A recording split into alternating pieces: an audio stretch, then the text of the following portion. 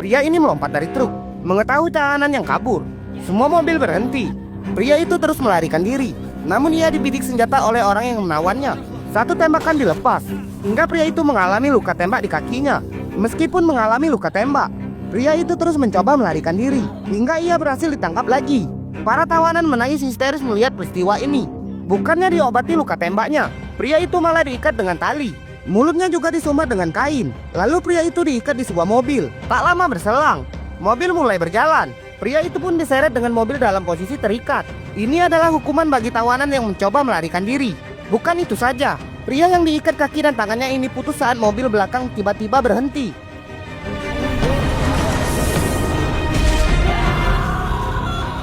Seketika pria itu tewas dengan sangat mengenaskan. Tentu saja semua tawanan histeris melihat kejadian ini. Singkat cerita, mereka pun sampai di tujuan. Di sana mereka diturunkan dan dibariskan. Namun tiba-tiba seorang tawanan yang bernama Arpin mencoba melawan. Namun ia gagal merebut senjata itu. Setelah kejadian itu, bos pemberontak mengatakan dan mempersilakan tawanan untuk kabur. Dan ia berjanji tak akan mengejar tawanan yang kabur. Tentu semua orang semangat mendengarnya. Namun saat beberapa tawanan mencoba kabur, para pemberontak tampak menunggu dari kejauhan. Dan saat tawanan mulai menjauh, inilah yang terjadi. Satu persatu tawanan itu dibantai oleh pemberontak. Namun dari beberapa tawanan berhasil lolos dari tembakan.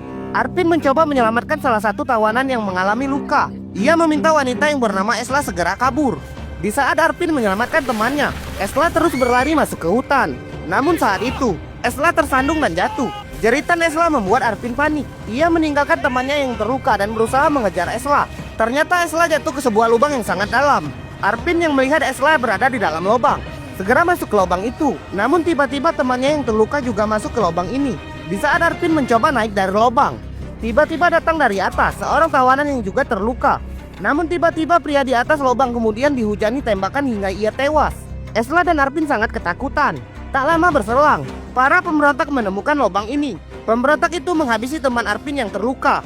Melihat lubang ini telah ditemukan pemberontak, Arpin meminta Esla untuk diam dan menahan napas. Pemberontak itu melihat ke arah lubang. Beruntung pemberontak ini tak melihat Arpin dan Esla yang berada tepat di bawahnya. Setelah melihat dan memeriksa lubang itu secara seksama, pemberontak itu mencoba meninggalkan lubang. Namun tiba-tiba Esla pingsan hingga tangannya mengenai genangan air. Mendengar itu, pemberontak itu kembali menuju lubang dan memeriksa lubang itu. Beruntung temannya datang dan memanggilnya. Sementara bos pemberontak, ia sangat senang melihat semua tawanan telah tewas. Arpin yang berada di dalam genangan air mencoba mengeluarkan tubuh Esla di genangan air. Ia menyeret tubuh Esla. Luka tembak Esla makin banyak mengeluarkan darah. Arpin mencoba mencari cara keluar dari tempat ini. Namun lubang ini tampak sangat licin dan tak ada sudut yang bisa dinaiki. Arpin mencoba meraba tanah dengan sebuah kayu. Ia mencoba membuat lubang seperti tangga. Namun tanah itu sangat keras. Arpin melihat ke Esla. Ternyata Esla masih hidup. Tak lama berselang, Esla sadar.